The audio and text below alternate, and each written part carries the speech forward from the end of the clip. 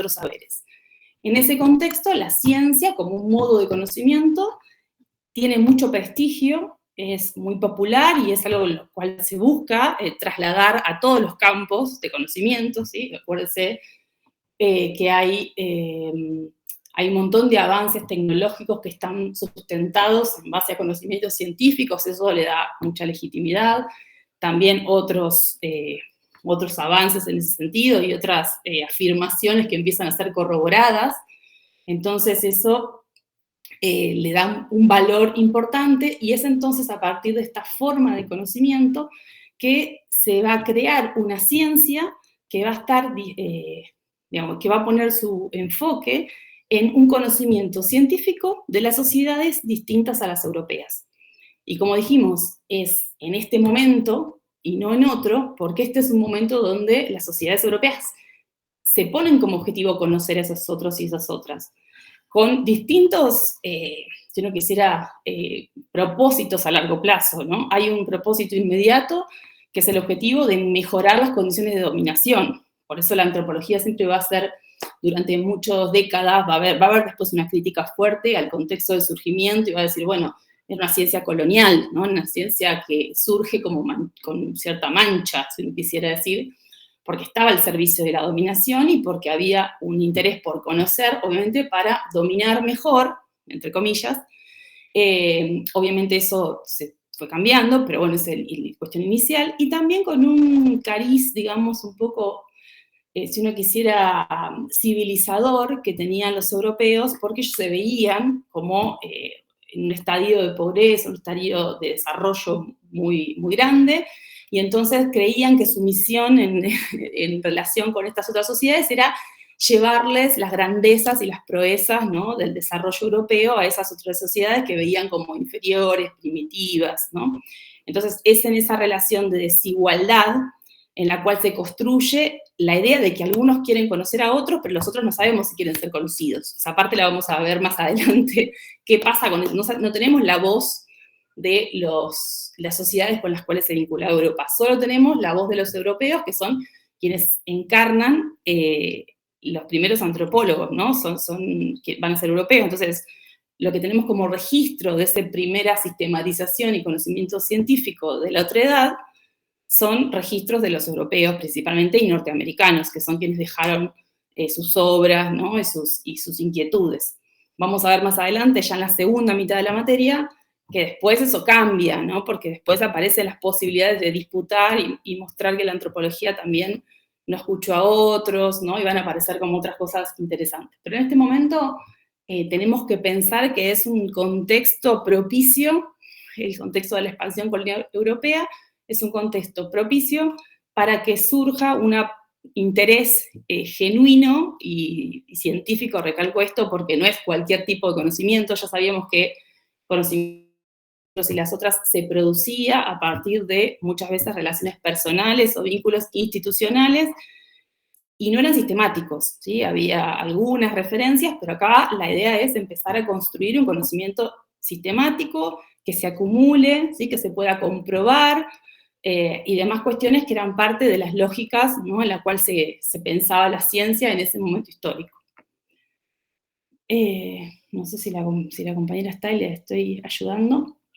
Y había otra pregunta que también tiene que ver con esta unidad, por eso me parecía bueno responderla ahora, que señalaba las diferencias entre racismo científico, cultural e institucional.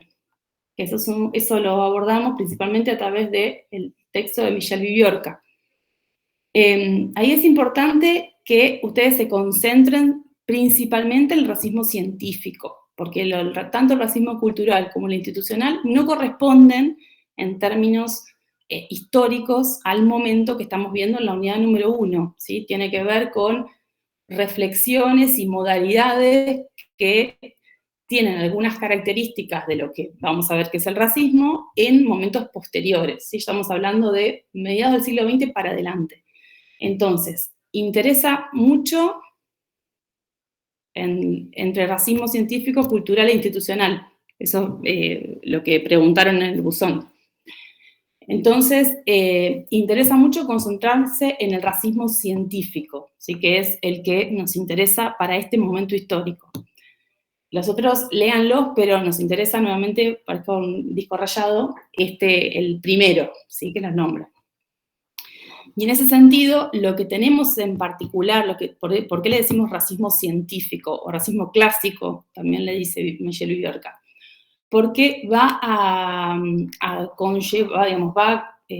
desarrollarse teniendo como sustento nuevamente la ciencia, ¿no? En el sentido de este saber legitimado socialmente, valorado, que requiere pruebas para demostrar, ¿no?, sus verdades, y justamente va a sustentar esas afirmaciones que tienen un cariz racista, que vamos a ver qué es el racismo, ¿no?, a partir de tratar de sustentarlas a partir de pruebas, ¿no?, pruebas científicas y estudios que se aproximen al método científico. El racismo, o sea, no tiene que ver con, o sea, el racismo como lo definimos en antropología y como se estudia como fenómeno, no como término de sentido común. Si uno dice, entonces es un racista, se discrimina por el color de piel, ¿no? Uno podría decir, bueno, ese es un concepto de sentido común. Para el estudio del racismo que nosotros vimos en la cursada y que vamos a seguir viendo también más adelante, lo que nos interesa pensar es que es un fenómeno que tiene diferentes dimensiones.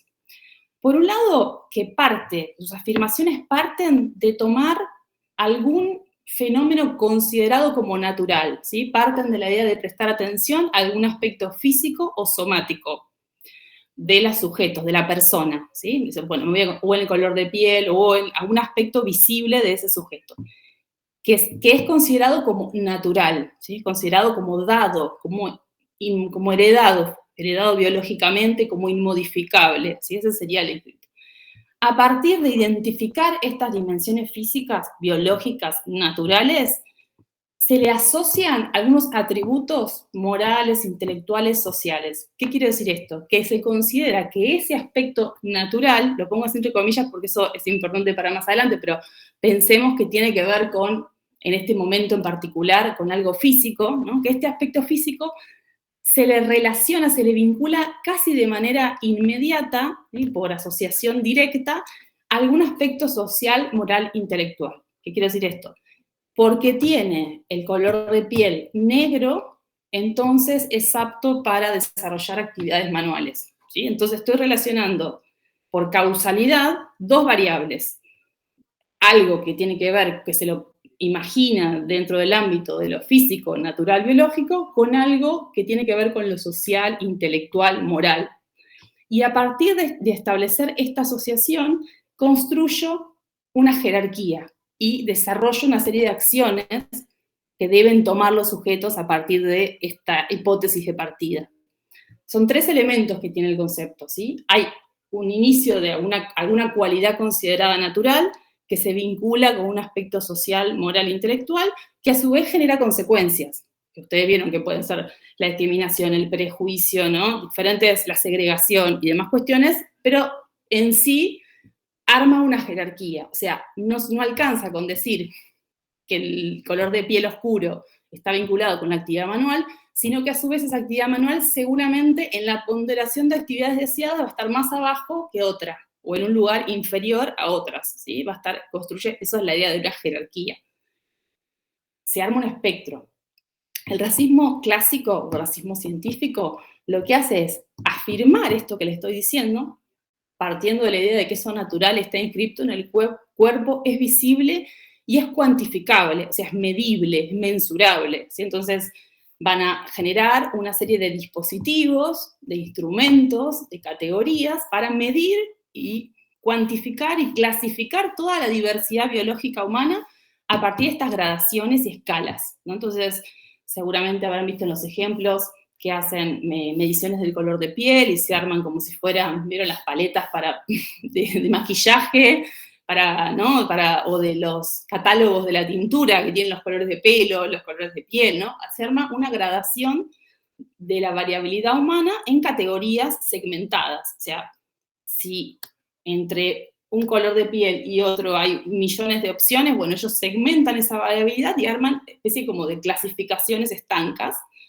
Y esas clasificaciones, esas categorías, sea cual fuera, puede ser el color de piel, el color de pelo, la forma de la nariz, ¿no? El tamaño de la cabeza, bueno, toda la variedad y multiplicidad de cosas que se pueden medir en el cuerpo humano, son cuantificadas, y a partir de eso se les atribuye algún aspecto, como les decía, intelectual, moral, social. Entonces, bueno, si tienen la forma de la cara de cierta manera, va a ser lombroso, tienen mayor predisposición a cometer delitos, ¿no? Como si la violencia, la capacidad de generar violencia o el hecho de cometer delitos estuviera inscripto en algún rasgo físico y es posible ser medido. Por ejemplo, no sé si conocen la historia del petiso orejudo, que fue un criminal de principios del siglo XX argentino, que entonces ya de cómo se llama el petiso orejudo, está apelando justamente a que hay algo en su fisonomía que lo hace asesino, ¿no? Y todo se construyó un mito fuertísimo y una descripción de ese personaje a partir de su aspecto físico y cómo la maldad, ¿no? Y la criminalidad tenían que ver con cómo era el sujeto. Sobre todo las teorías lombrosianas son las que más engancharon en un momento donde se expande la policía como un régimen, ¿no? de regulación social, bastante importante, o se con los estados-nación, a fines del siglo XIX, principios del XX. Entonces, el esquema de los perfiles así fisonómicos era muy utilizado, pero así como eso, un montón de otros casos, ¿no? Hay un montón. Y a partir de eso se construía, o sea, a partir de esa relación entre rasgo físico y aspecto social, moral e intelectual, se construía una de máxima y una de mínima, ¿no? Por eso les decía que termina, no es que alcanza con la descripción, sino que eso tenía consecuencias después en la intervención social, en las políticas públicas que se tomaran, en quiénes iban a ser esterilizados, quiénes iban a ir presos, quiénes iban a los, ¿no? A distintos, se tomaban acciones sobre esas opiniones. Lo que hizo el racismo clásico fue, siguiendo esta lógica de lo que Bjorka define como el racismo, ¿no? Como esto es una especie de razonamiento, el racismo. Es un razonamiento que vincula distintas variables. Siguiendo estos razonamientos, ellos lo que hicieron fue buscar, o sea, construir pruebas, lo pongo así también entre comillas, para dar sustento a esas afirmaciones. Porque acuérdense que decimos, bueno, la antropología basa preguntas sobre las sociedades distintas a los europeos.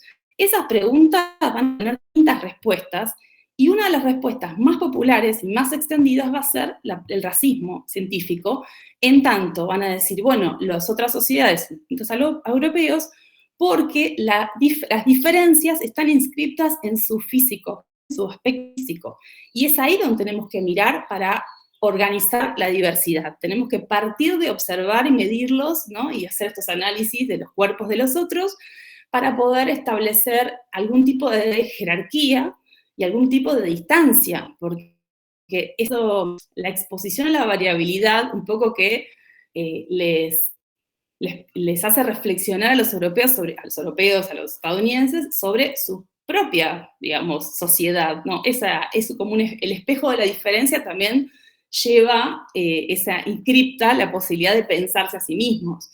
Y es en ese encuentro con alguien que es distinto, que además inicialmente es muy distinto físicamente, donde la respuesta del racismo va a estar puesta justamente en hacer énfasis en esa diferencia física. Me fui de rama. Está hablando de los racismos. Entonces, el racismo científico va a utilizar este mecanismo explicativo fundamentando sus conclusiones a partir de los estudios anatómicos de un montón de personas, ¿sí? De sujetos y demás. Y como desarrollaba Bjorka, el caso de mayor aplicación del racismo científico va a ser el régimen nazi, porque va a llevar todas esas explicaciones a un régimen estatal, ¿no? A un Estado que interviene social, teniendo como hipótesis, como punto de partida, esta lógica. Somos distintos físicamente y esa inscripción está inscripta en nuestros cuerpos, y eso es lo que nos permite diferenciar quiénes están adentro, quiénes están afuera, quiénes deben morir, quiénes deben ser, ¿no? Quiénes no pueden reproducirse, quiénes deben ser exterminados, distintas cuestiones. Eso, digamos, el conocimiento de las consecuencias que tuvo llevar al extremo ese tipo de razonamientos, empezó a cuestionar las bases sociales del racismo, ¿sí? Del racismo en términos de que no es un ideal a partir del cual las sociedades deban pensarse los vínculos, digamos, a partir de llevar al extremo estos razonamientos, ¿no? Y demás cuestiones, y sobre todo que ese esfuerzo por sustentar sus teorías de los racistas científicos en base a pruebas había demostrado que en realidad tenían más falencias que aciertos, porque a medida que avanza el estudio del ADN en los seres humanos, ¿no? Que es algo, el descubrimiento de la cadena de ADN es algo de la década del 50, pensemos, ¿no? O sea, hasta fin del siglo XIX arranca, no sé si algo saben de biología, pero se inicia la idea de esto del Mendel con los guisantes verdes y amarillos, lisos y rugosos, que es un poco el inicio de la existencia de la teoría de la herencia, pero lo cierto es que recién en la década del 50 se empieza a hablar del ADN y se empieza a estudiar. Obviamente tenemos la secuenciación hace 20 años, pero eso lo que empieza a mostrar es que en realidad tenemos, o sea, lo que se muestra, nuestra variabilidad física externa, en realidad es ínfima en comparación con lo que tenemos en común entre sí, que tenemos los mismos genes, ¿no? Que lo que se expresa es distinto, pero en nuestro ADN tenemos muchísimas similitudes. Entonces, todos esos avances científicos ponen en duda, en tela de juicio, además de la crítica moral, ¿no? Y social que se produce en términos, digamos, globales, aparece una crítica desde el punto de vista del campo de la biología que empieza a mostrar que en realidad podemos ser físicamente distintos, pero en realidad eso no tiene ningún tipo de repercusión en cómo somos y en las cosas que hacemos. Que la ciencia y que el espacio público haya invalidado, digamos, este tipo de razonamientos, no tira por la borda el hecho de que sigan las sociedades generando distinciones entre diferentes grupos, ahora tomando otros aspectos, ¿sí? Porque el racismo lo que tiene es que necesita construir diferencias, ¿no? Tiene que marcar exactamente la diferencia y mostrar, bueno, esta idea de la jerarquía, ¿no? Tiene que señalar justamente que algunos grupos son inferiores y que algunos son superiores. Es un razonamiento que busca priorizar algunos sobre otros. Es en ese contexto, digamos, donde más allá como que haya un montón de argumentos para rebatir el racismo, las prácticas sociales continúan porque las prácticas sociales, digamos, no son necesariamente racionales, ¿no? Tienen que ver con otras dimensiones. En ese contexto, entonces, es donde Viviorca y otros autores identifican un razonamiento similar al racismo, aunque no tenga el mismo contenido, porque ahí sí cambia, ¿sí? Entonces ellos encuentran que en las sociedades contemporáneas se producen estas distinciones entre los grupos, entre distintos grupos que tienen procedencias distintas, en este caso procedencias en términos de migratorias, ¿no? o que provienen de grupos étnicos diferentes, donde lo que se señala como distinto se cree que está inscrito como algo natural. No están apelando, como antes, al aspecto físico necesariamente, aunque está vinculado, sino que se asume que ciertas prácticas culturales parecieran que están como, las traen desde que nacen y no las pueden cambiar.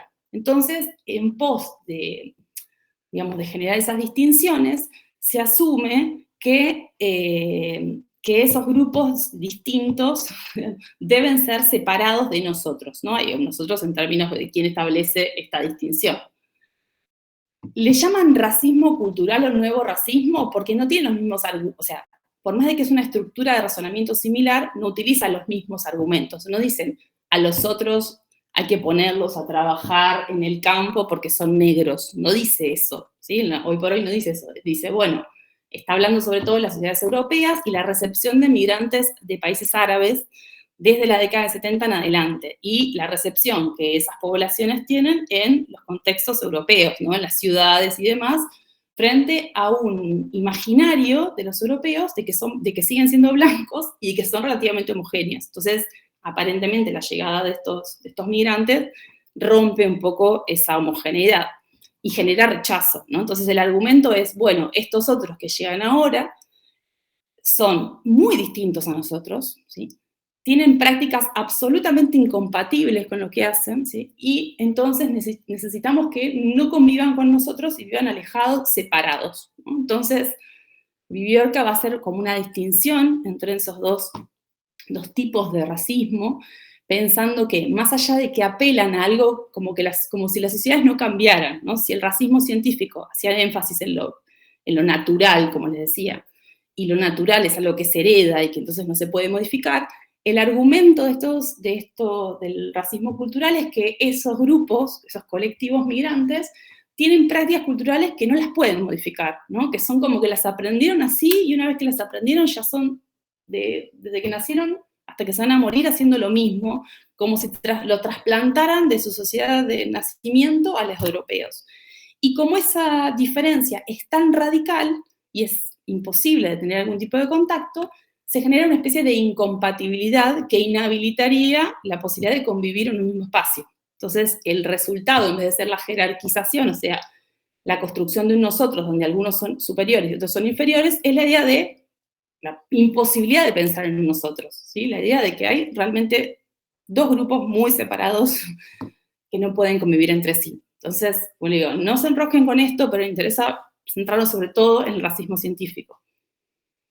Y el institucional, que igual lo voy a explicar rapidito, tiene que ver con pensar cómo esas prácticas de jerarquización y segregación se escriben se enmarcan dentro de instituciones en las cuales las personas reproducen esas lógicas, ¿no?, de discriminación y de segregación, sin muchas veces ser conscientes de que lo hacen, y cómo los espacios de por sí tienden a arrastrar a las personas. ¿Qué quiero decir con esto? Fíjense en un montón de veces en las escuelas o en los hospitales, en espacios donde circulan, digamos, personas de distintos sectores sociales, sobre todo, que obviamente que en Argentina, sobre todo, y bueno, en el caso de Estados Unidos que él trae, pero en Argentina también, esos sectores están racializados, están leídos en clave de más negritos. ¿Qué es ser negro en Argentina? ¿No? Carga con una carga moral, con un lugar de procedencia, con un imaginario, que se inscriben los sujetos y entonces las personas, digamos, ven a alguien vestido de determinada manera y ya le imprimen, ¿sí?, una idea acerca de esa persona y le habilitan o inhabilitan circular por esos espacios o acceder a trámites, ¿no?, o realizar algún tipo de consulta, además, porque está hablando de espacios institucionales, donde principalmente hablaba del administrativo, ¿no?, de la administración del Estado. Entonces las personas, no se reproducen este tipo de discursos, o tienen prácticas racistas muchas veces sin reflexionar conscientemente sobre esas implicancias. Por ejemplo, vení negri, vos, negrita, vení para acá, fíjate, vení que te hago el trámite, ¿no? Le dicen así a una persona, y ya lo están, ya sobre ese negrita o mamucha y todo ese tipo de cosas que las personas, ¿no?, que los actores institucionales tal vez manejan, o lo ven vestido de determinada manera y lo segregan para un lado, ¿no?, y demás cuestiones, es donde se inscribe este racismo institucional, que no nos importa, por eso solamente lo explico, pero no nos importa analizar en este momento. Antonella.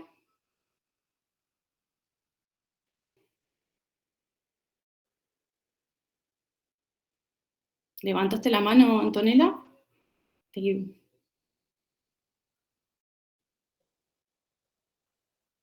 ¿Querés escribir la pregunta ahí en el chat?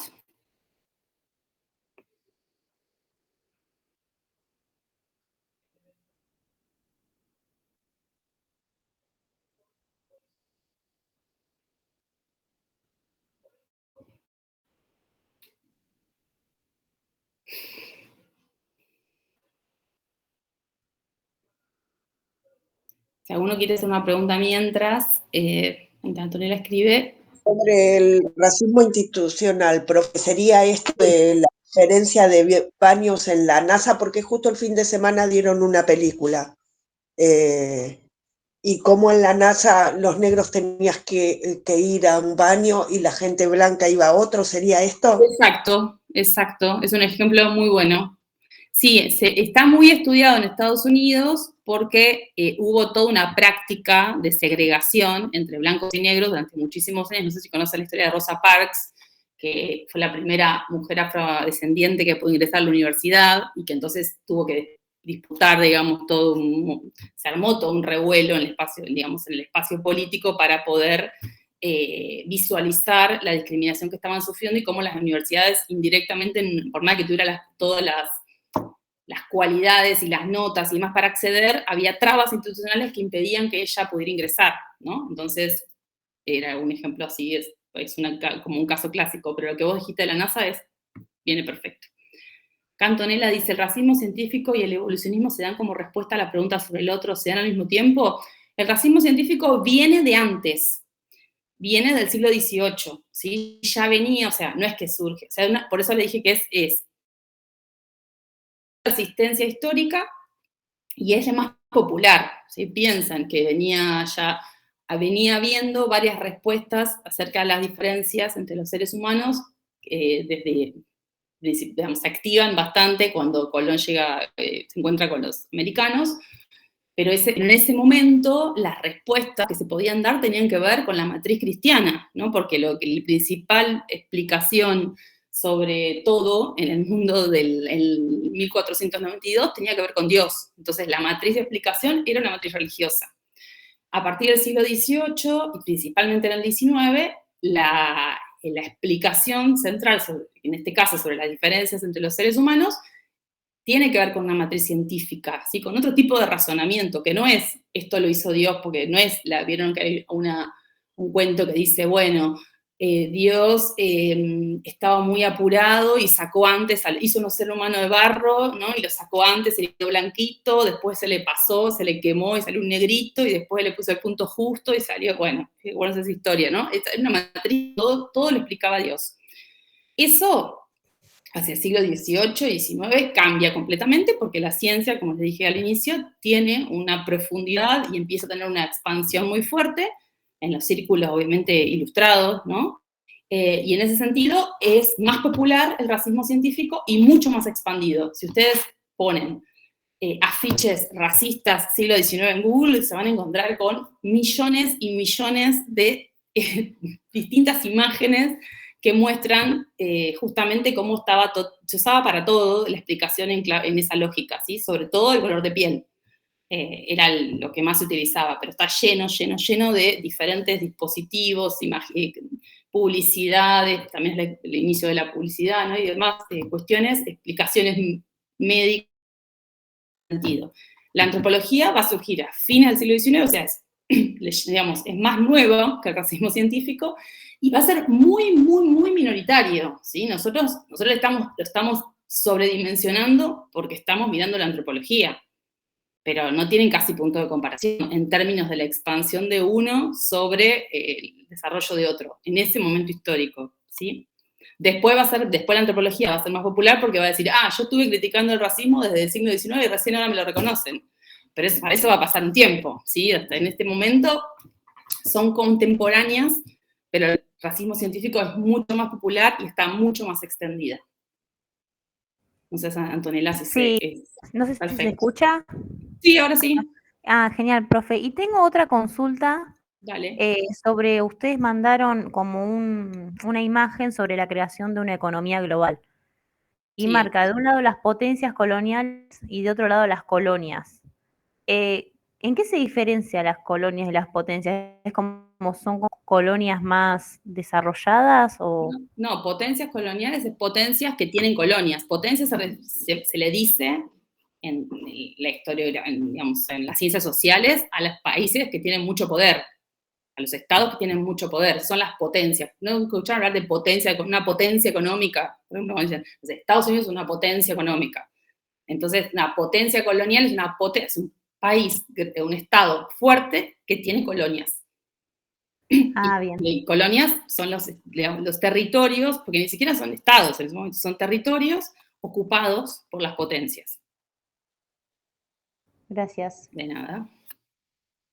No sé, Candela, que había levantado la mano. Sí, tengo una pregunta, pero no es sobre racismo.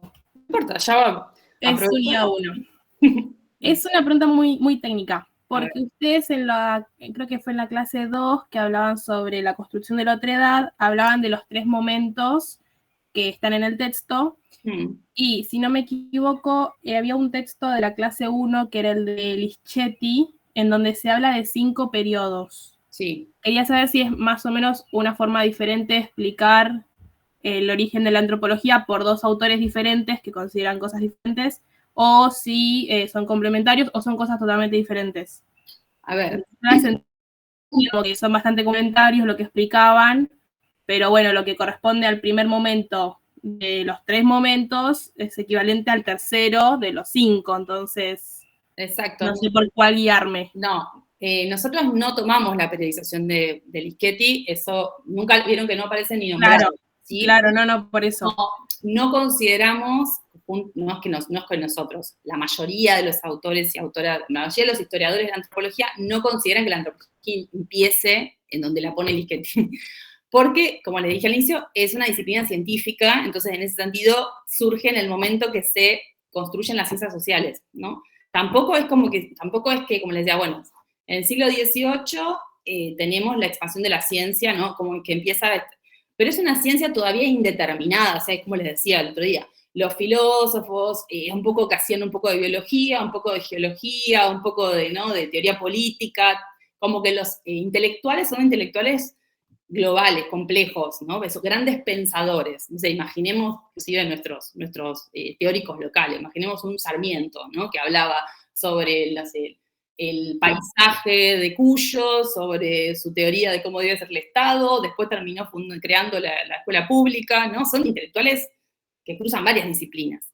En el fin del siglo XIX es donde se delimita el campo de las ciencias sociales y donde cada una define un objeto. Entonces, en ese sentido, nosotros decimos, bueno, es en ese momento donde surge la antropología y la periodización de Boivin, Rosato y Arribas un poco recoge lo más clásico de cómo se puede organizar.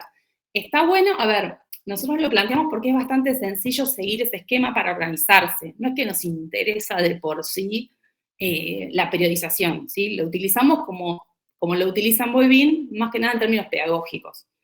Porque hay algo del contexto que permite entender por qué pensaban eso y no otra cosa, ¿no? Entonces, por eso también es interesante verlo. Pero no se enrosquen con el contexto, ¿sí? Con los momentos, dónde termina, dónde empieza. Más o menos entender que hay unos fines del siglo XIX, primera mitad del siglo, o sea, entre la Primera Guerra Mundial y los fines de la Segunda Guerra Mundial, sí, esos son como los 2 periodos que vimos, y después vamos a ver qué pasa más adelante. Pero con que tengan eso más o menos claro y saber que hay diferencias, obviamente, ¿no? Que lo hablamos el otro día también entre qué era la antropología o qué cosas se pregunta la antropología cuando surge y qué cosas se pregunta después. ¿Sí? No sé si alguien levantó, sentí como un plim, pero no sé si alguien levantó la mano y no lo vi. ¿Quieren hacer? Hagan preguntas, lo que quieran, aprovechemos el calor. Profe, ¿van a hacer 4 preguntas, las 4 de desarrollo? Las 4 de desarrollo, sí.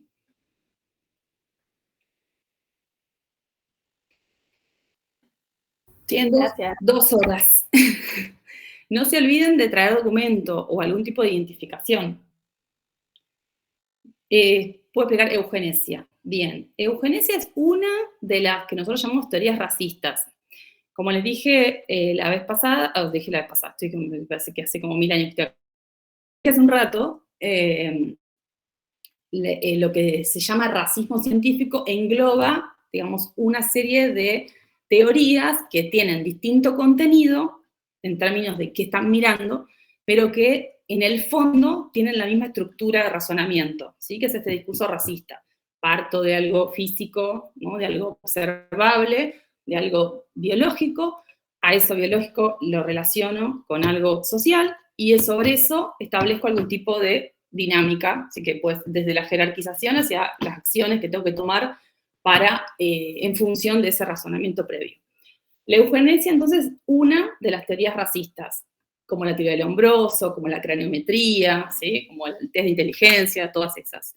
Lo que dice esta teoría es que asume de que hay ciertas cualidades, sobre todo intelectuales, que están inscriptas en los cuerpos de los sujetos y que esas cualidades se heredan a la descendencia, ¿no? Entonces, lo que van a proponer es que en función de esa identificación de los sujetos que son más inteligentes, más capacitados, ¿no? En términos de la expectativa social y demás, deben haber políticas públicas, políticas estatales que garanticen o que propicien la reproducción de esas personas, ¿no? Que, o casualidad, coinciden con las personas ricas, los blancos, los varones en ese momento histórico, y indirectamente, que es la consecuencia más concreta que tuvo la eugenesia, puedan evitar que ciertos sujetos sociales se reproduzcan porque eventualmente podrían transferir esas cualidades no deseadas a sus hijos e hijas. Entonces, a partir de la adopción de esta teoría eugenésica, lo que se hace es principalmente esterilizar a un montón de mujeres, porque no se desea que se reproduzcan, a personas con discapacidades, a personas que son delincuentes, que están presos en las cárceles, delincuentes, mujeres, varones, ¿no? Que están presos y presas en las cárceles, sujetos que la sociedad de ese momento considera indeseados, ¿sí? Inadaptados, son sometidos a distintas lógicas, muchas veces, la mayoría son esterilización, pero también hay eutanasia, ¿no? Muerte de esos sujetos, para evitar que se reproduzcan y al mismo tiempo propiciar los matrimonios y la descendencia de otros sujetos. No sé si se entendió, creo que es una de las... lo que usted, yo no me acuerdo porque... Sí, profe, muchas gracias. De nada. ¿Alguien? ¿Quién levantó la mano recién? Me aparecen las manitos y después se me van, no sé si las estoy viendo. Yo, profe, la levanto y la bajo constantemente. Como cuando se va resolviendo ya no jodo tanto. Listo. No, porque yo siento el ruidito, pero no la veo, y de pronto cuando miro ya no está más, pero... Dos cosas quiero decir. Dale. La primera, se justifica el grado de locura de Adolfo Hitler con toda esta teoría, y lo otro, ¿qué hubiesen hecho con un, ¿cómo se llama? Este que todavía está vivo, es rubio, de ojos celestes, mató un montón de gente y provenía de una buena familia? No me acuerdo ahora cómo se llama. ¿Qué hubiesen hecho en esa época? Quizás lo hubiesen condenado o no. Ay, no sé quién está, y habría que, no sé, tendríamos que hacer como vuelta al pasado. Seguramente habrían encontrado algún mecanismo para justificarlo. Porque en general lo que sucedía con esas teorías es que las iban emparchando, no les daban mucho los números, porque obviamente que si uno se pone a buscar caso por caso va a encontrar, ¿no? La idea es que una de las cualidades que tienen es que parten de analizar un sujeto y se las quieren aplicar a todos, ¿sí? Como si un caso fuera responsable de toda una población. Entonces medían, no sé, a los que ellos encontraban, no hacían un estudio, digamos, si no fuera estadístico en términos científicos de representatividad, sino que iban a buscar los casos, iban a un orfanato y entonces llegaban a conclusiones que tenían que ver con, no sé, las personas, son todos los niños de los orfanatos, no merecen seguir viviendo porque son todos enanos. Y capaz que sobre esa hipótesis había una desnutrición altísima, ¿no? Y ellos ese análisis no lo tenían en cuenta. Solamente se quedaban con lo que observaban y sus conclusiones eran muy reducidas y siempre medio emparchadas. Por eso yo creo, si me pongo en la cabeza de un racista científico, creo que hubieran puesto alguna pseudo explicación que se les salvara la excepción, porque les pasaba en general eso, de que encontraban, no sé, todas las grandes mentes tienen cráneos grandes, y había, no sé, un tipo muy inteligente que tiene un cráneo pequeño, y bueno, ahí se les iba, ¿sí? Se les iba un poco la tabla. Pero bueno, por eso tampoco, digamos, fue un estudio bastante liviano, en los cuales ellos trataban de construir, de darle como un cariz científico y presentaban pruebas, que eran un montón de tablas y cuadros, pero si uno los analizaba en profundidad, no tenían mucho sustento, ¿sí? Era como una especie de velo que le ponían a sus teorías para darle este aire cientificista, pero claramente no estaban bien hechos los estudios. Eso es algo que estaba, por eso también después tampoco nadie lo pudo sostener. Después, a ver, vamos a ver más adelante, que obviamente que hay razonamientos de este tipo y que hoy por hoy están enmascarados en vieron que hay un montón de notas de diarios que dicen el gen de la violencia. Entonces hablan y construyen todo un montón de de aspectos y los inscriben en algo que no vemos y que además lo reducen, violencia, que es una cuestión re compleja, a algo que está en un gen. Esos son razonamientos sin necesariamente ser racistas por las consecuencias que tienen, pero tienen ese tipo de lógicas. ¿Qué pasa? En particular, como vimos, al menos intentamos proponer desde la antropología, consideramos que la mayor parte de los vínculos y las relaciones sociales que establecemos, digamos, todas las relaciones sociales son relaciones dinámicas, digamos, se construyen históricamente y tienen dimensiones de poder en el medio, y que entonces para afirmar algo de ese tipo hay que poder haber descartado todo lo social antes para poder llegar a ese tipo de explicaciones reduccionistas, ¿no? Es decir, hay un gen de la violencia. Bueno, la violencia es re complejo, es un mecanismo, digamos, ¿qué tipo de violencia? ¿No? Uno podría pensar en un montón de dimensiones para hacerse preguntas, pero cuando aparecen esas cosas tan lineales, sobre todo en los seres humanos, que son tan variables, es donde la antropología dice, ojo, ¿por qué no miramos antes qué pasa en distintas sociedades y veamos si eso, un poco como les contaba lo de Mead, ¿no?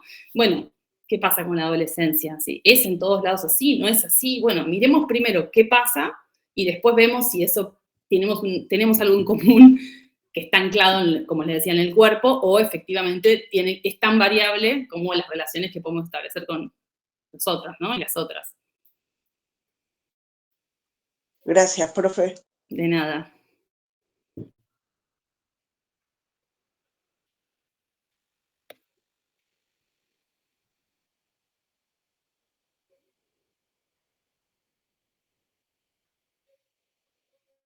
Una pregunta más, consulta. Hay varios, no sé, los que escribieron, me escribieron a mí al menos, me decían que no se iban a presentar en primera instancia porque tenían un recuperatorio, creo, de otro parcial. Pero bueno, si no vienen este viernes, los esperamos el otro viernes. Les esperamos. ¿Profe? Sí. Justamente de tema notas y promoción, pregunta, si por ejemplo nos presentamos el viernes y nos sacamos menos de 4 y vamos a recuperatorio y nos sacamos un 10, sí. ¿podemos estar en situación de promocionar? Sí. ¿O el aplazo ya? No, siempre queda la mejor nota, ¿sí? Listo. Inclusive si no, digamos, si ustedes llegan a sacar un 4, ponele que no fueron la primera fecha, se van al recuperatorio y sacan un 4, tienen la posibilidad de recuperar la promoción al final, ¿sí? Tienen que sacarse buena nota en el segundo parcial y después van al recuperatorio final y pueden volver a rendir para volver a sacarse el 6 mínimo pero bueno, siempre ir a la primera instancia te da más oportunidades. O por lo menos uno también ve cómo es el parcial, qué sé yo, esas cosas. Sacarse un poco el miedo.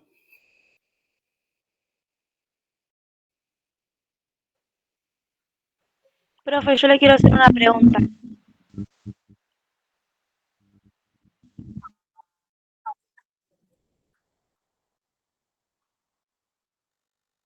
Sí. Con 6. Está todo súper mega detallado en la propuesta pedagógica. ¿Sí? Claro, pero profe, no te enojes, pero yo leí la propuesta y había interpretado que si vos tenías un aplazo, ponele, en alguno de los parciales, no promocionabas. Entonces medio como que me dio un terror. Claro. No sé por qué. No, eso. Pero, a ver, vamos de vuelta.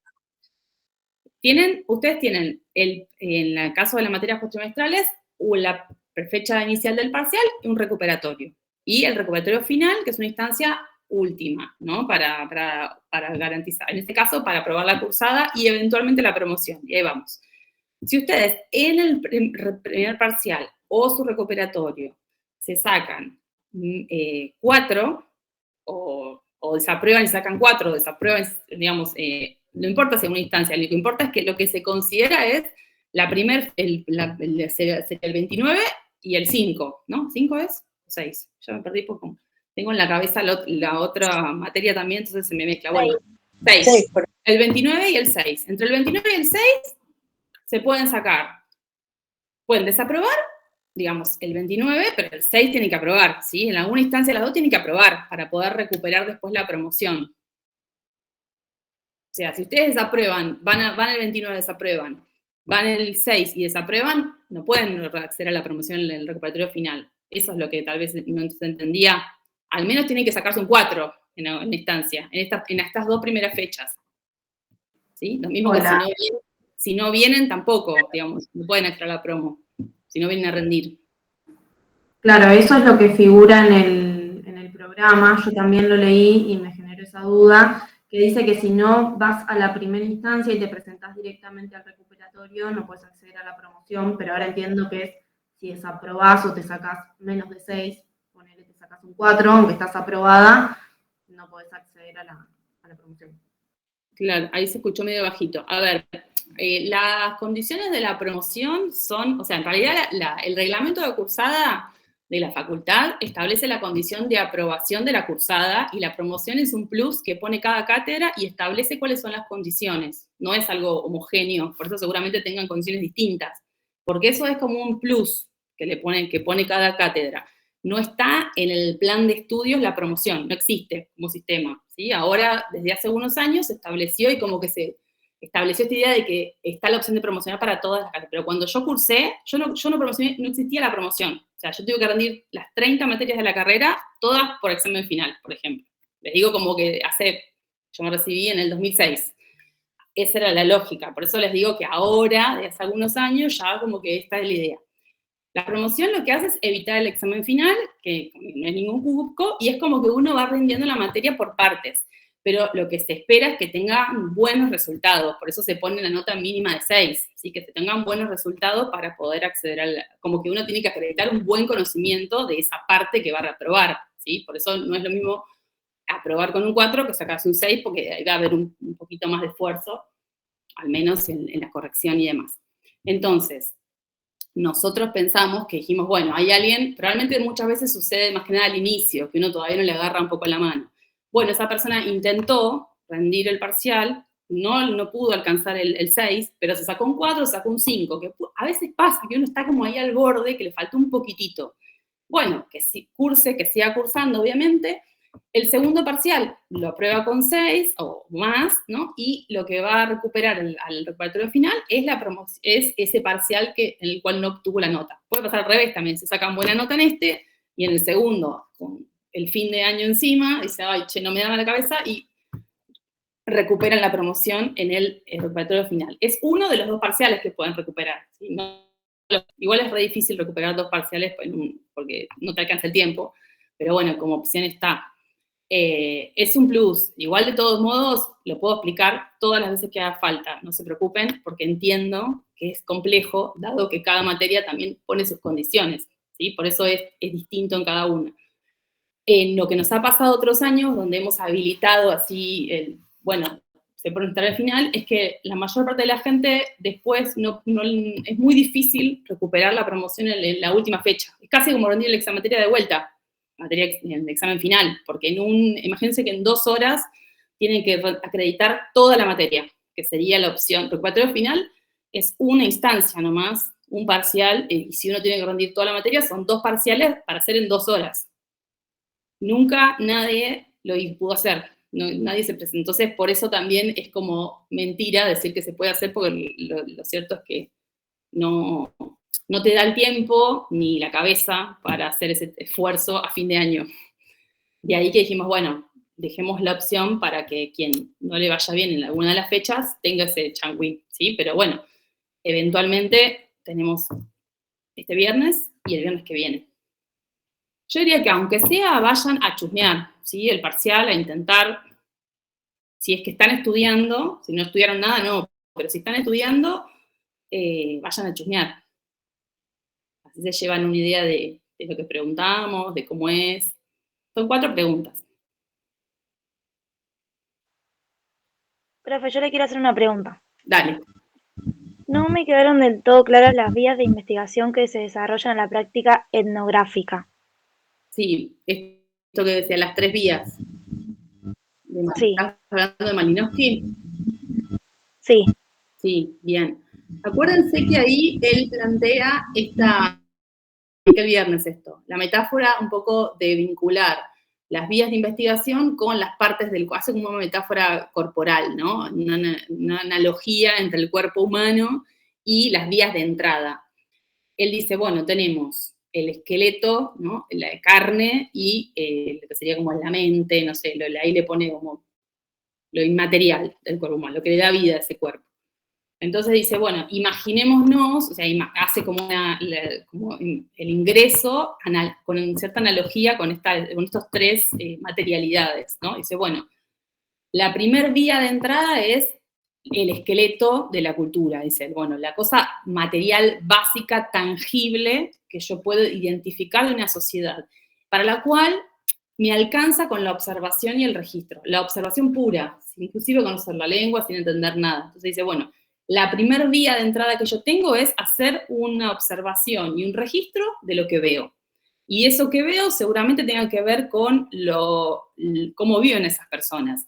Entonces sugiere él hacer un censo, o sea, contar cuántas personas viven, hacer un mapa del lugar, ¿sí? Tomar nota de de las cosas que va viendo, o sea, que tienen que ver seguramente con cómo se proveen de su alimento, ¿no? Si en este caso cazaban, recolectaban, tenían un huerto, ¿no? Entonces registra eso, empieza a describir todos los alimentos, arma los circuitos de circulación por el espacio, anota los días, ¿sí? Qué cosas pasan cada día, hace un calendario de acciones, eso es lo que haría, digamos, en términos de alguien que desconoce algo y que se tiene que ir a un espacio donde no entiende nada de lo que está pasando, es tratar de empezar a bajar lo abstracto a algo más práctico que le permita empezar a generar algún tipo de conocimiento, ¿sí? Entonces dice, bueno, eso es el esqueleto, es como lo duro, lo que está ahí, lo material, físico, observable, que en el caso de él le permitió empezar a conocer a los trobriandeses, ¿no? Como les decía, siendo un hombre blanco, o sea, un hombre europeo, que se instaló a vivir con ellos, pero que no sabía nada de nada, y que tampoco estaba en ese proceso de aprender la lengua, que era como la herramienta que le iba a permitir después acceder a otros niveles de conocimiento, ¿no? Empezó a hacer ese trabajo inicial, de registrar lo que observaba en términos de identificar estos aspectos más materiales básicos, ¿sí? Después, a ese esqueleto, a esa cosa que arma, que tiene que ver con dibujitos, mapitas, registros, notas que va tomando, le va a poner la carne, ¿no? A ese esqueleto le va a sumar la carne, que son las acciones que la gente hacen efectivamente, le va a sumar los sujetos, ¿sí? Identificar quiénes son esas personas, qué rol cumplen en esa sociedad, eso obviamente implica mayor conocimiento de la lengua, mayor vínculo, porque acceder a esos niveles de intimidad tiene que ver con que él pasó más tiempo en ese espacio, que se pudo hacer, entre comillas, amigo de algunas personas, que por estar ahí lo dejaron empezar a participar de otros espacios, a acercarse a lugares. Ustedes piensen, no sé, un día van y se mudan a otro lugar que no conocen, ¿qué harían primero? Bueno, primero voy a recorrer la ciudad, ¿no? Voy a caminar por la ciudad, voy a ver, ese sería como el esqueleto, voy a mirar, a ver, identificar las calles, voy a ver por dónde se puede ir, por dónde hay plazas, si es que hay, ¿no? ¿Dónde está la iglesia? ¿Dónde está la municipalidad? Piensen, ¿no? Hago como ese registro, veo de día, de noche, qué hace la gente, sale, toma mate, no, se mete, se va a la playa, ¿no? Esa especie de registro.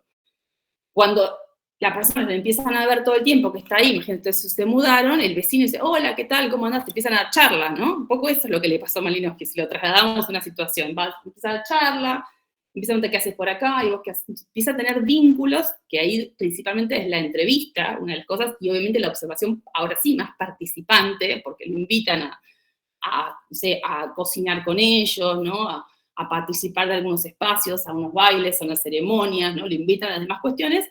Y en última instancia, cuando él ya está muy compenetrado con esa sociedad, tiene confianza, ha logrado establecer un vínculo con las personas y conoce la lengua, se pueden manejar con fluidez en esa lengua, dice, es posible acceder a lo que sería como de ese cuerpo imaginario, esa metáfora corporal que él pone, a la mente, ¿no? A lo inmaterial, a lo que no tiene justamente, que no puede ser directamente observable, sino que se accede, por un lado, a partir de la entrevista, de espacios de charla profunda, y también de la experiencia concreta de atravesar esos espacios, ¿no? que es un poco, ¿se acuerdan que alguien me preguntó otra vez qué era el Kula? Bueno, él primero veía que la gente iba y venía a la playa, registraba eso en el diario y decía, bueno, no sé, la gente va y viene. Después se acercó a ver qué pasaba en ese intercambio y veía que pasaban, ¿no? los collares para un lado, los brazaletes por el otro, y que de pronto había objetos que circulaban, y comida, ¿no? Y fiestas y demás, y le preguntaba a la gente, decía, bueno, estamos festejando el Kula, ¿no? Podía darse cuenta que ahí había un evento que estaba sucediendo, y una vez que él tuvo mucha confianza, pudo entender cuál era el significado simbólico de ese espacio, ¿sí? Qué dioses se ponían en juego, qué significaban para esa sociedad esos collares y esos brazaletes que circulaban en la isla, ¿no?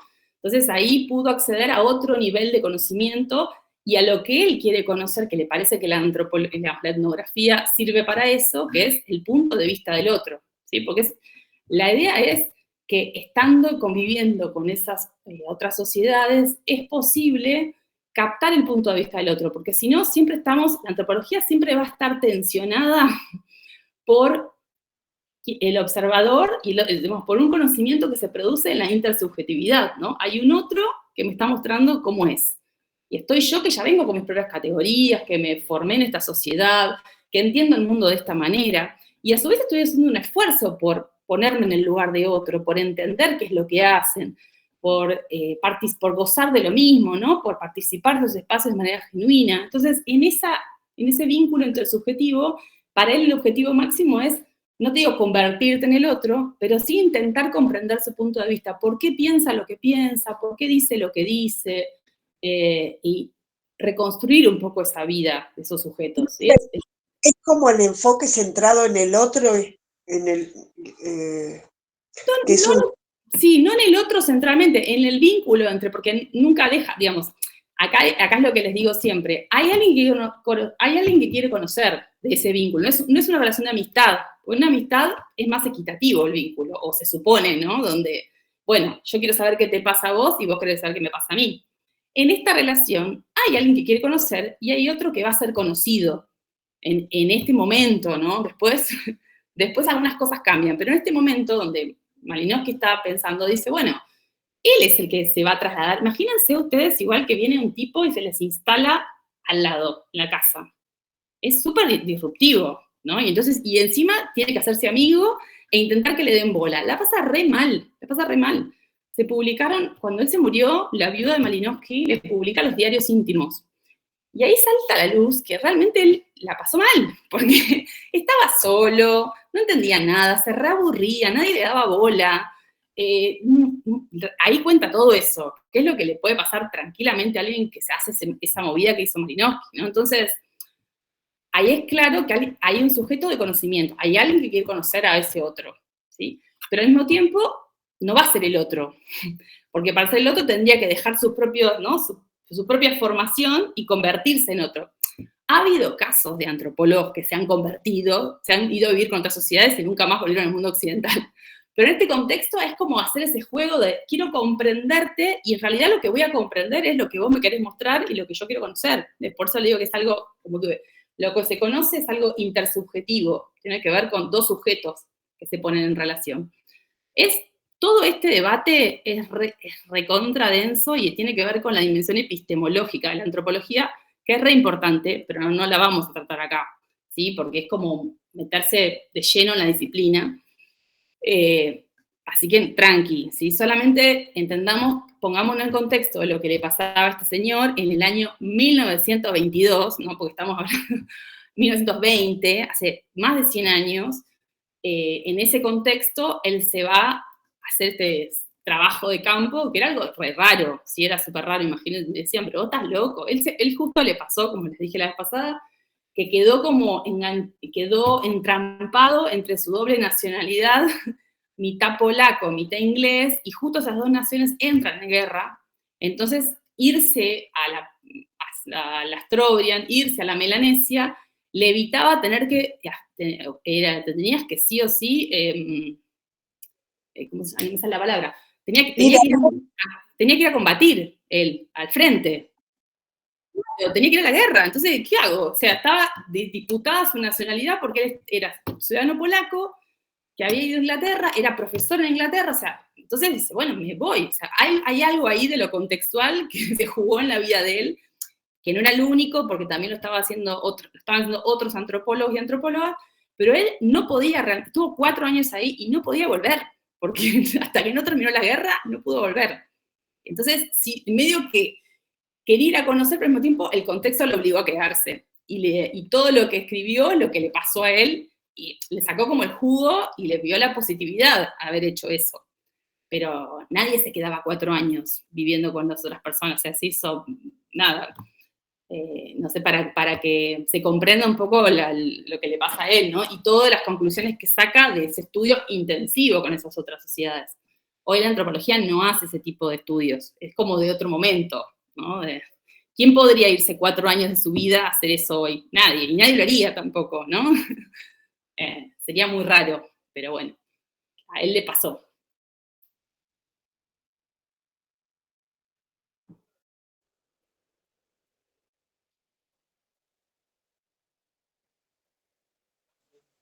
Hola, profe, ¿cómo está? Hola. Yo tengo una pregunta que creo que la dejé en el buzón, pero... ¿Ya ha pasado? ¿Algo del pasaje? Sí, exacta, esa era la pregunta. Dale. Porque no había entendido esto de la discontinuidad y la diferencia cualitativa, que está justamente en la unidad 2 ahí en el libro que subieron a la web, pero no habían comprendido bien eso. Claro, yo lo expliqué el viernes, lo vuelvo a explicar de vuelta por si no se entiende.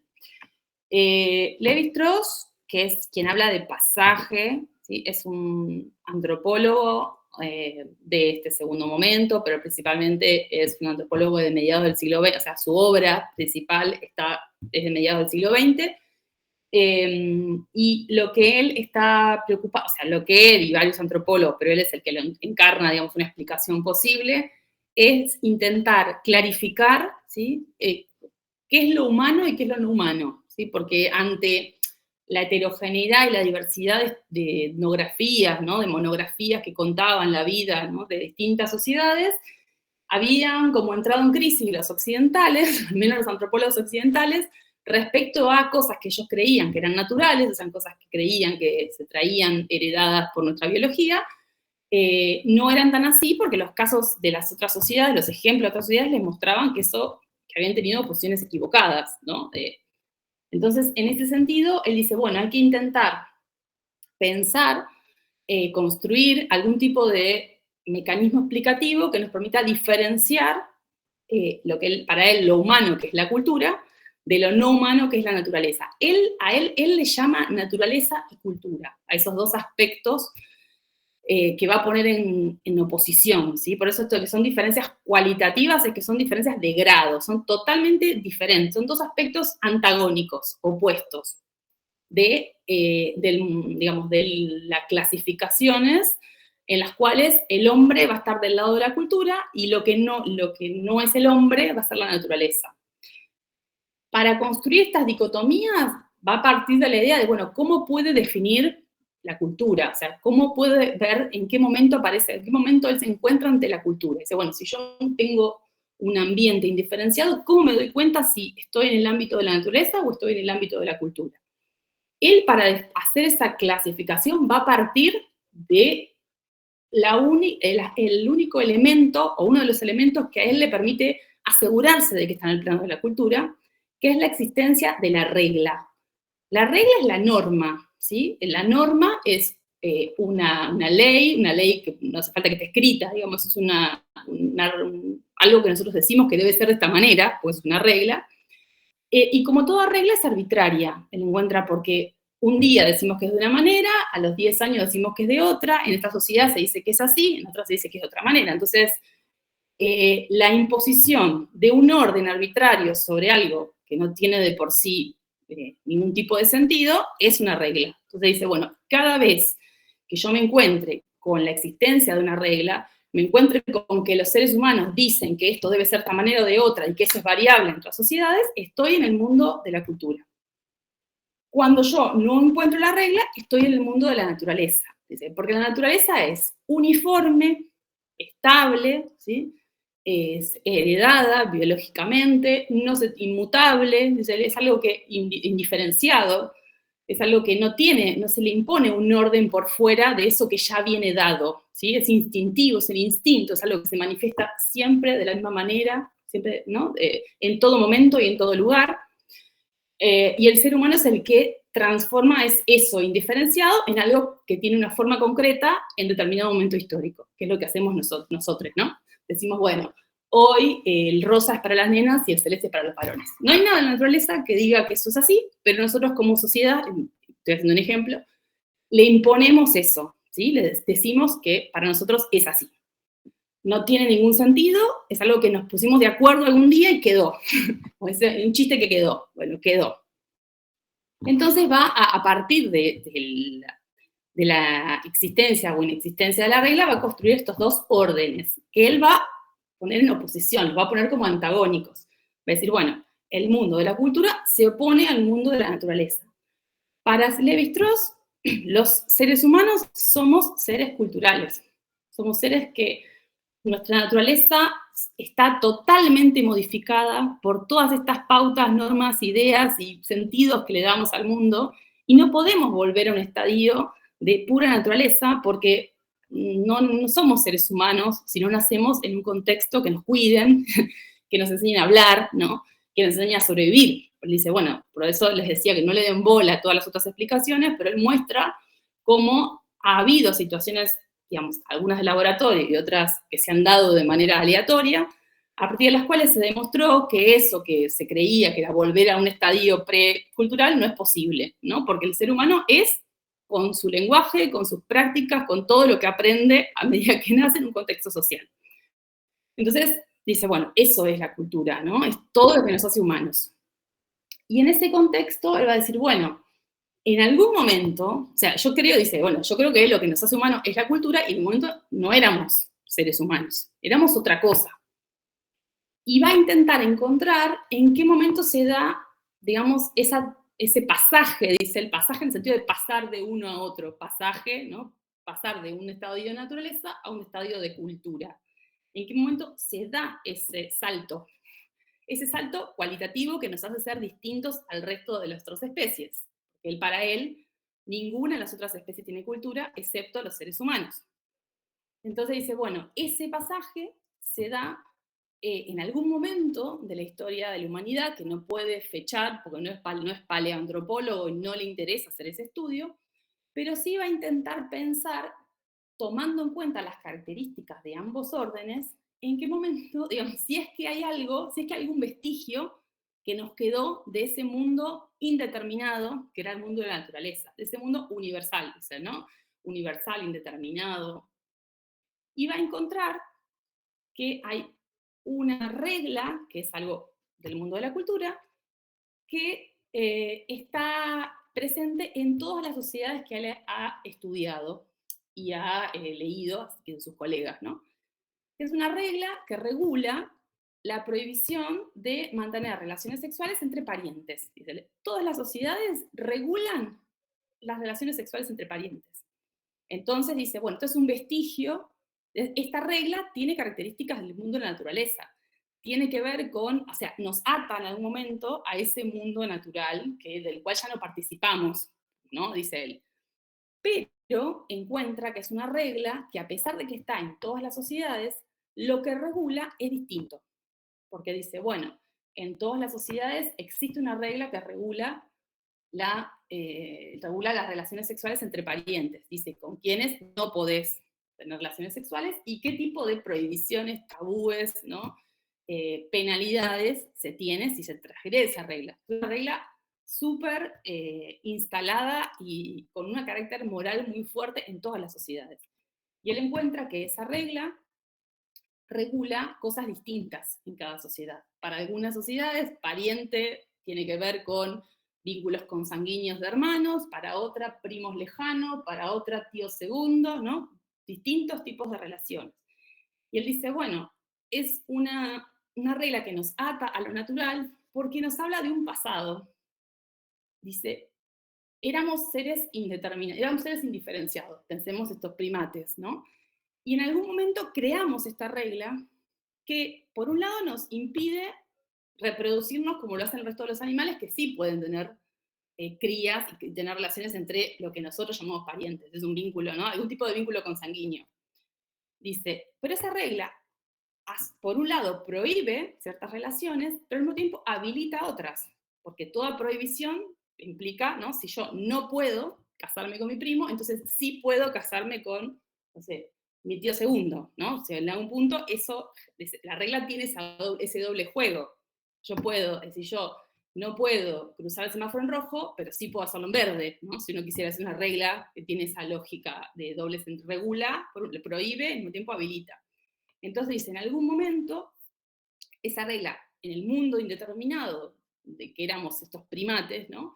Se crea y lo que habilita lo que genera es la necesidad de salir a buscar pareja, o sea, con quién tener relaciones sexuales por fuera de mi grupo, por fuera de mi familia, el grupo donde yo nací. Y esa posibilidad de salir del propio grupo y de tener que trasladarse a otro lugar y establecer contacto con otro grupo, es el inicio de la cultura, en tanto implica lenguaje, relaciones sociales, vínculos, ¿sí? Entre distintos grupos, intercambios comerciales, simbólicos, literarios. Entonces, ese vestigio, ese pasaje, da pie a lo que somos hoy, el vestigio de lo que va a ser después, ¿no? La cultura en su complejidad. Por eso él dice que es el pasaje, ¿no? Porque es como si fuera ese salto, ese traslado de un mundo universal, indeterminado, instintivo, a un mundo regulado, particular, arbitrario, que es en el que vivimos hoy. ¿Sí? Es como si nos quedara un pequeño, no sé, alfiler clavado de ese momento. Pero en realidad no vamos a volver a ese estadio porque ya no existe un hombre precultural, o sea, no es posible ir a eso. Y al mismo tiempo, si esa regla no fuera universal, podríamos decir que ya está, ya traspasamos, ya estamos del otro lado completamente. ¿Sí? Esto nos queda todavía un poquitito ahí. Sería como eso la lógica. No sé si se entendió. Y Victoria, levanta la mano. Sí, me pregunta, tiene como dos fundamentos, digamos. Acá en la clase 3 creo que era, no, sí, la clase 3. Bueno, hay una actividad optativa que, a ver si la puedo mostrar. Ahí no me anda la cámara. Bueno, era la imagen esta, que hay unos monos y una persona esperando con un semáforo. Ahí se ve. Sí, la conozco. Sí. No entendía bien cómo responderla, o si, por ejemplo, por eso decía dos fundamentos que tenía la pregunta. Si el parcial va con estas preguntas, o más teórico, o las dos. Las dos, o sea, nosotros igual, depende de la fecha, ¿no? Obviamente son parciales similares y distintos al mismo tiempo. Nosotros no queremos que reproduzcan de memoria los textos, no nos interesa eso, ¿sí? Tienen que intentar pensar los contenidos de manera integral, obviamente no todo mezclado, pero sí ponerlo en relación las cuestiones. En algunos casos tienen a lo mejor una imagen que no va a ser de la complejidad de ese tipo, ¿sí? Sino algo más ejemplificado, algo más un ejemplo para que ustedes puedan relacionar. Esa imagen que les propusimos, no sé si todos la vieron, si les resultó compleja. ¿Vos la pudiste resolver esa actividad? Ahora, escuchando después de Levi-Strauss, ¿la pudiste ¿Qué es el semáforo?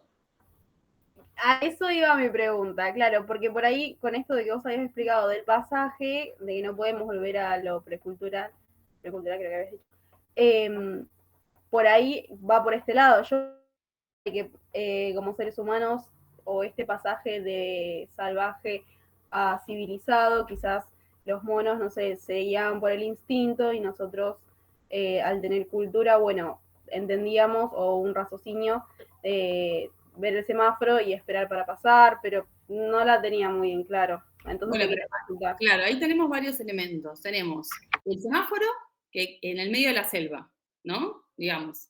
¿Qué representa el semáforo? Si yo en esto que estuvimos hablando de Levi-Strauss. Y en la regla. Claro, la regla. Sí. El ámbito cultural. El único que está mirando el semáforo es el ser humano. Los monos no les importa, porque no registran que eso es una regla. No hay un código común, porque acuérdense que la regla es un código común. Es esto, por ejemplo, bueno, ustedes, una regla, existe algo que se llama parcial, que los va a evaluar, no importa el trayecto que hicieron, ¿no? No importa si uno estudió o no estudió, pero hay un examen, y ustedes ya saben lo que es un examen, y saben que es un examen en la universidad, porque conocen la regla, ¿no? Y hoy estuvimos hablando un montón de las reglas, que son totalmente arbitrarias, como ya vieron, porque yo les dije, hace unos años dijimos tal cosa, ahora decimos esta, eso es, ¿sí? Hay un semáforo. El semáforo está colgado en el medio de la selva, y el único que le está prestando atención es la persona, porque la persona cree, nosotros necesitamos las reglas para vivir.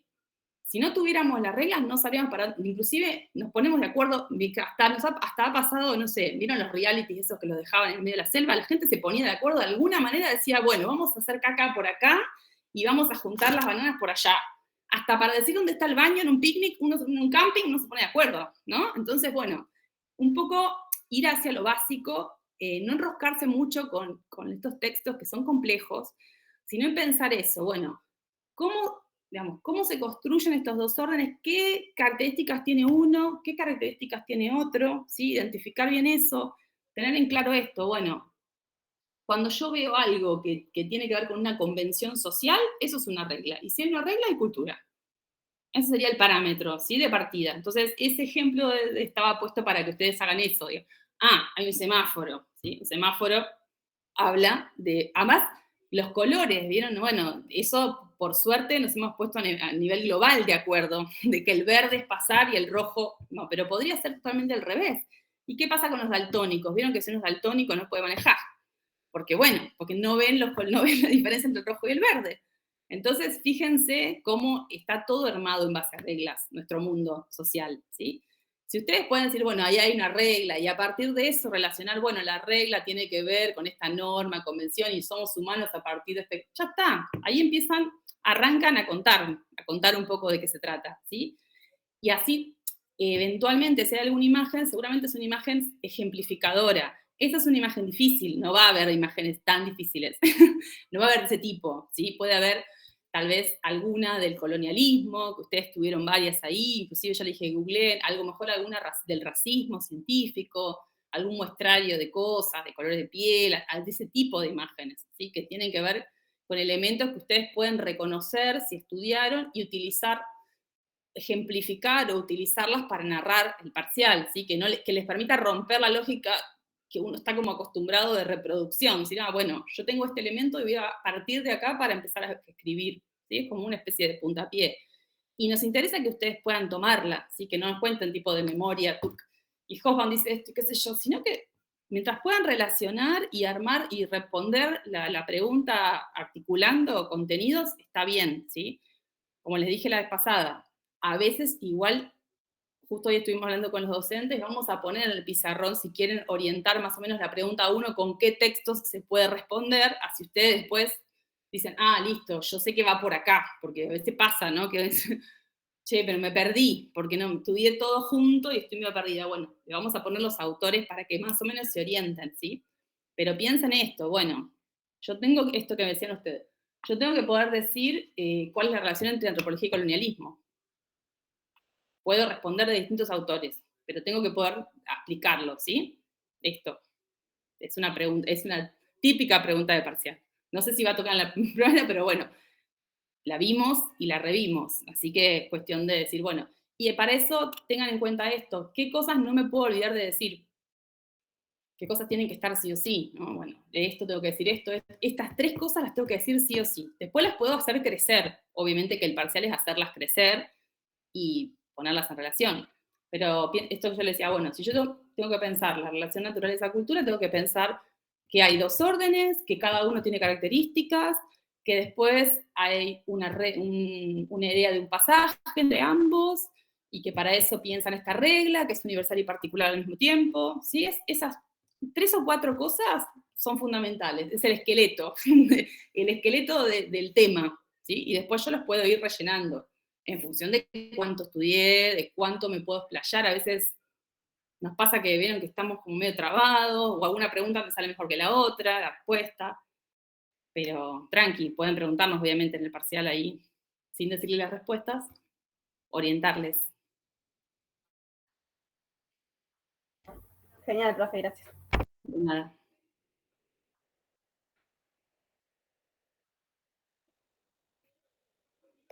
¿Alguna pregunta más? ¿Consulta?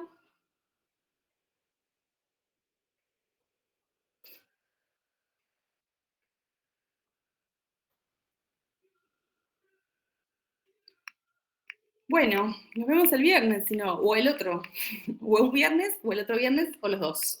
Pero vayan tranquilos y tranquilas, ¿sí? Si estuvieron leyendo y les va a ir bien. No se preocupen, ya les dije yo, 2018 fue la primera vez que lo dimos para el CCC y han aprobado camadas de licenciados y licenciadas en fonoaudiología, han aprobado la materia, así que se puede, ¿sí? Se puede con estudio y confianza, todo se puede. ¿No? Bueno, gracias, profe. Bueno, profe, muchas gracias. Gracias. Nos vemos. Adiós. Chao, gracias. Chao.